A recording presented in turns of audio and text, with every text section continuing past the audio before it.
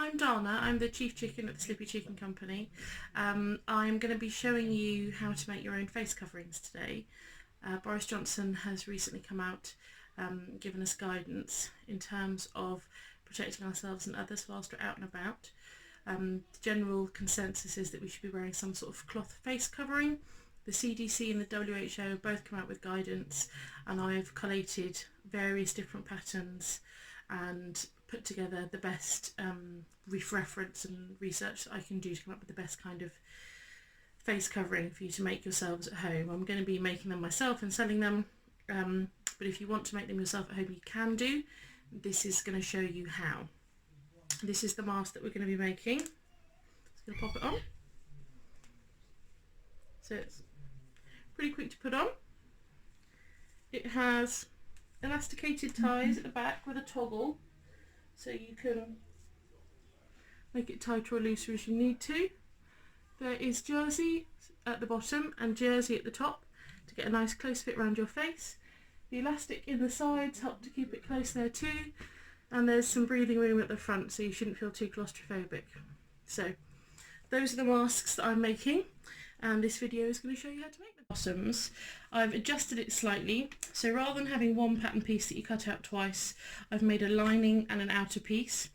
For the lining, I've taken 1 inch off the side here, just by folding in and in again to make it shorter. And for the outer piece, as you can see if I lay the lining over it, I've added onto the original size about 1 inch. So I've added 1 inch onto the outer, and I've taken 1 inch off of the liner to give us an extra 2 inches there. Then what you're going to need, 2 of your lining and 2 of your outer, and then you're going to need some jersey fabric as well. So in terms of fabrics, these are quilting cottons. If you have quilting cotton yourself at home, that's the best kind of fabric to use. What you want is a fabric where the fibres are densely woven together. So you either want to have a really good quality cotton sheeting or a quilting cotton like this. You don't want to be using something like a linen or something where the fibres are less densely woven and have got big holes between them, basically. So the more fibres you have packed in together, the more filtration you're going to get, basically. If you haven't got this kind of thing at home, the next best thing is to use an old sheet, freshly washed obviously. Sheets have quite a high thread count. The better quality your sheet is, the higher the thread count it's going to have.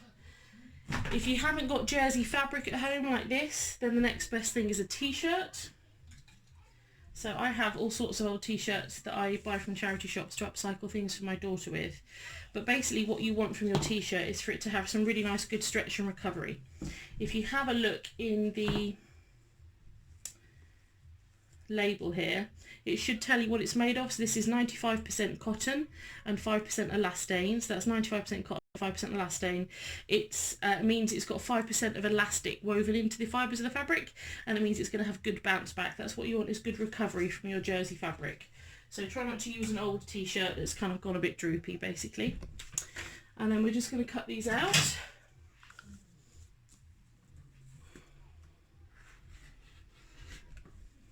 If you've got a rotary cutter and a cutting board, that's great. But obviously you don't need them, just a pair of scissors is going to do the job fine.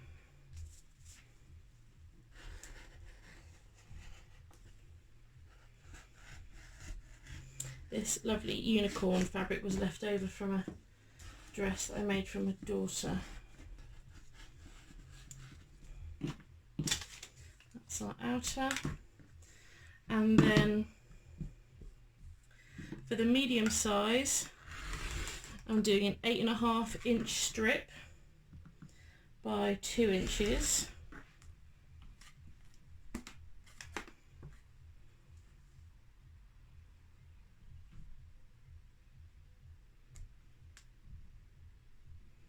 I can cut a straight line.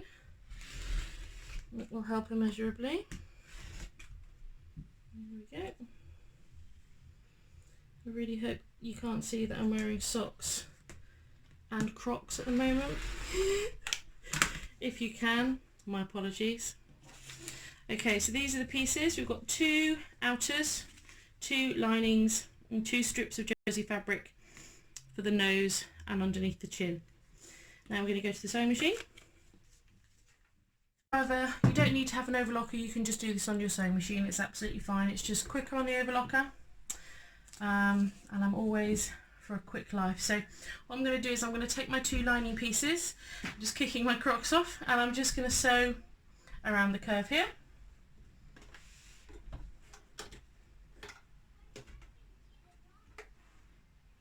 I'm press it up. There we go.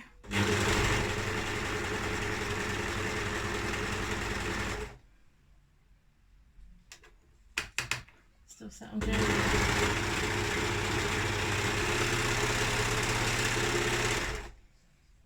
There we go, that's a bit better. Just going to increase the stitch length ever so slightly. So with the outer pieces, I'm going to make sure the right sides are together. With these pieces, obviously there's no right side or wrong side, so it doesn't matter. But here, it's right sides together.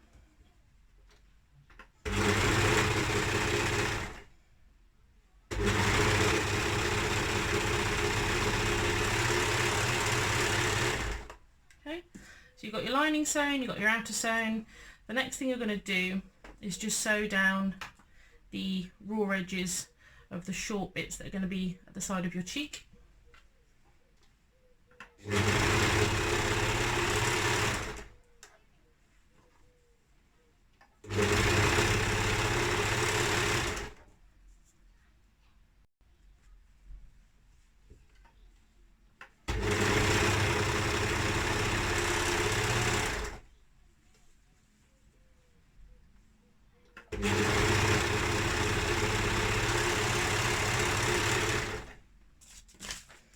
The paper pattern pieces and just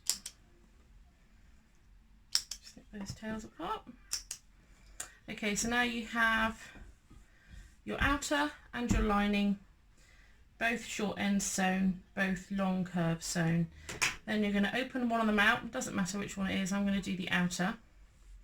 I'm going to take my jersey band, I'm going to lay the jersey band wrong sides together.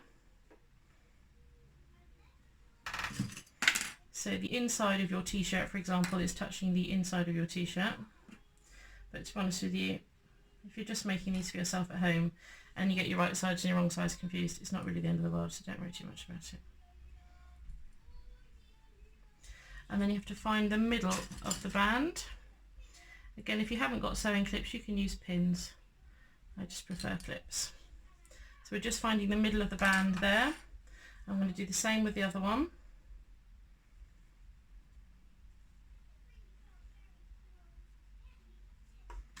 You can hear my daughter next door reading out Mr. Men books to my husband. Enjoy. Mr. Greedy, I think it is.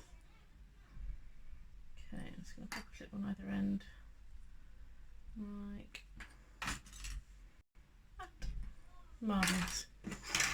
And then you're going to take your band and put it inside your outer piece. You want it to ever so slightly overhang the outer piece by less than 1/4 of an inch, a few millimeters.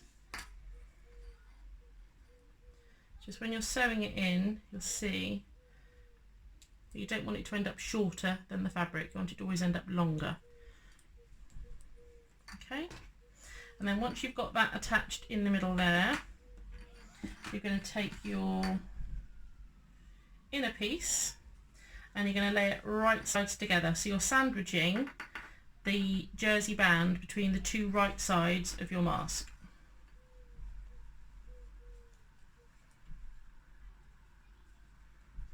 I like to flip one of my overlocked seams one way and the other way.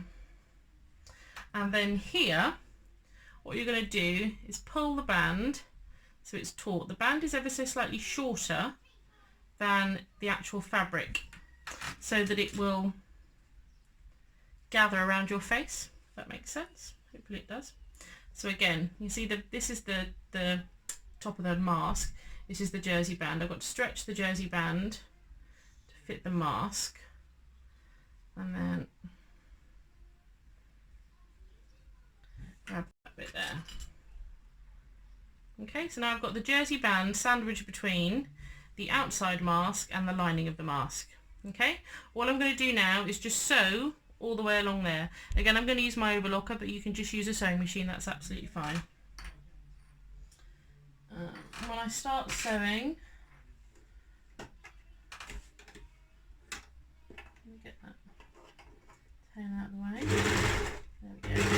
So once you've sewn a couple of stitches and the jersey is now been sewn onto that fabric, now is the time to put a little bit of stretch there to stretch that jersey band out. Be careful with your fingers if you're using an overlocker. As you come to the top curve here again, pull it out on this side. Just make sure you've caught all three of those layers, and then pop the clip off and just go around the top.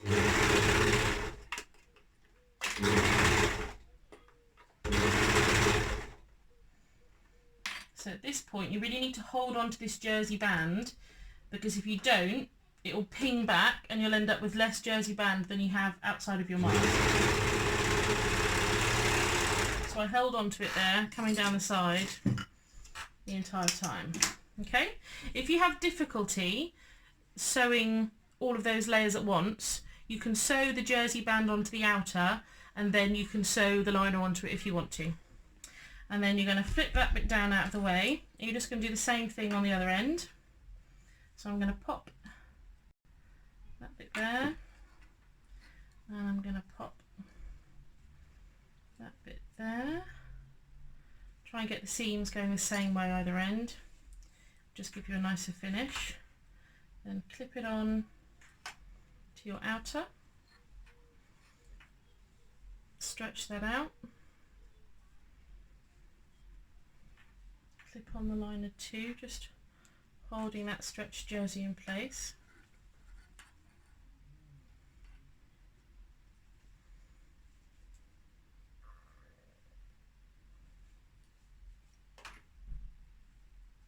Okay, that's the other side. Same thing, I'm just going to sew over the top there.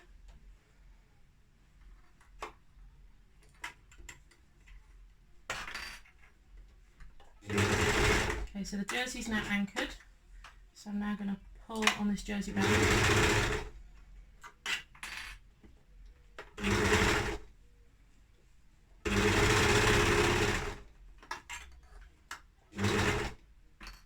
those tails out of the way, there's one there in the wrong place, there we go.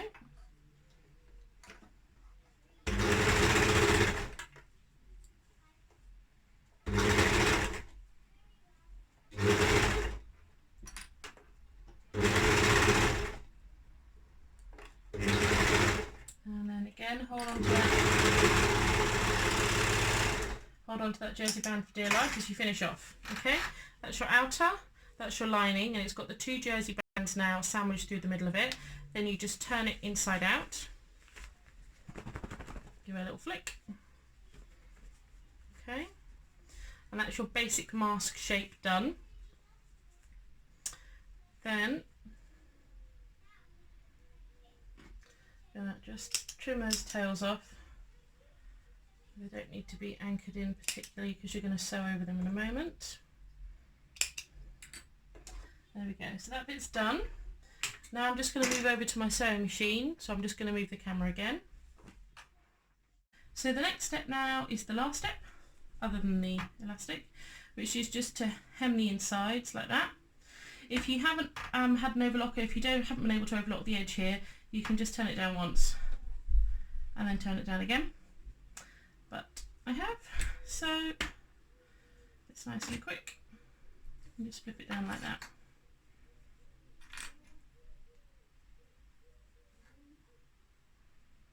So this is why you don't want your jersey shorter than your outside edge, your outside fabric. If the jersey had finished here, when you folded it over, you'd have to fold it over extra, and then it can start covering over your pocket and start causing issues. So that's why you just want to make sure the jersey is at least as long, if not longer, than the outside edge. Then I'm just going to sew it. I'm about 5 miles away from my sewing machine here, so I really hope it works.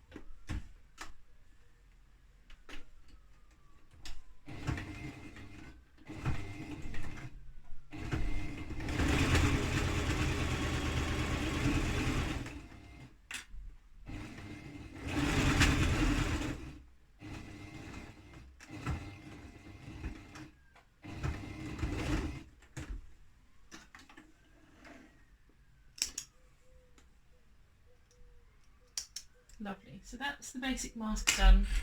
I've just sewn that with a straight stitch, relatively long straight stitch, so it's got a little bit of stretch to it, but you're not going to be, if you were sewing an actual jersey item, you'd be using a stretch stitch like a lightning bolt or a zigzag stitch, but because it's just a small amount of jersey here, you see, you can put on it and it's going to be absolutely fine.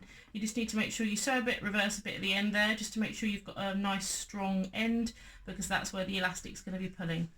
Okay, then the next thing to do is just grab your elastic. This is mine here. I use 3mm elastic, and I've got a handy measurement guide on my desk here, so I'm just going to measure against that. I've literally marked it on a piece of paper at the end of my desk so that I know how long to cut the elastic. Hang on, another way would be more useful. For each size of mask that I'm making, and the measurements for the elastic I've just worked out through making a few and fiddling around with them basically. And then you're going to grab, the easiest way really is just a, what are these called, safety pin. I keep a magnet with bits and pieces attached to it, a pair of earrings that clearly shouldn't be there, but I need to go back upstairs. And then you thread the elastic onto the safety pin, and then you can use the safety pin to guide the elastic through. And if you've got a bodkin or something, then happy days. I've got a loop turner somewhere, but I can't find it. We moved home a year and a half ago and it's disappeared. Why do things just disappear? I don't know. But a safety pin does the job. So you're going to go, if it wants to stand up, in one end, around a loop and back through the other side. And then you can take your two tails here, and you can either at this point try it on and then knot them at whatever length you want it to be, or if you've got some toggles you can attach a toggle onto it. So I was having a look around the house the other day before these toggles arrived while I was trying to work out the best way of making these, and I found a couple of old sleeping bags in kind of storage that had toggles on them that I pinched just until these toggles arrived so that I could try out my idea. So you may find you have some things around and about that have got toggles on that you can just pinch. You can always obviously give them back when hopefully this whole nightmare is drawing to an end, and then you want to just do a couple of knots on the end, stop the toggle from coming off, and then that's your adjustable elastic fastening for your mask. Yeah, so you've got a pocket on the inside because we shortened the lining, so you can put a lining in if you can find one, a filter. You can buy filters or you can make your own filter. People are using tissues or the blue, I always think of it as engineer's paper. My dad's an engineer and we always had loads of it in the garage, that blue paper that comes on a big roll. That's supposedly really good at filtering particles as well. But even if you've just got 2 layers of quilting cotton or densely woven cotton fabric, that's what the WHO and the CDC is suggesting for people to make homemade face coverings out of. You're going to want to wash this between 40 and 60 degrees Celsius with a biological detergent. That's what the NHS is suggesting. That's what their website says. So I would go with that. You can tumble dry them as well, but you're going to find that the elastic, after a while of being washed and tumble dried, is going to not be very happy. Elastic, when treated at high temperatures, can start to lose its elasticity, but because these have an open channel, if the elastic does go, you can always replace it with more elastic. Or similarly, you can make a woven fabric tie if you wanted to instead, and just tie it at the back of your head if you didn't want to use elastic. But this, I think, covers most bases. So it's got the right kind of fabric we should be using. It's got the jersey at the top and the bottom, so you get a nice tight seal around the top and the front, the top and the bottom of your face. It's got the elastic at the sides, which again draws it in so you don't get big gaping holes at the side. It's got a pocket for a filter. It's relatively quick and easy to make. Hopefully doesn't look too horrific, which is quite good too. And the elastic ties make it quite nice and easy to take on and put off. When you're taking the mask off, you want to make sure you're holding it from the outside. If you've got hands, you've been out shopping, you don't want to be putting them inside the mask to take it off. So I would grab the ties at the back, grab the front of your mask, and then you can just lift it straight off your head. Anyway, there we go. That's your mask. Any questions?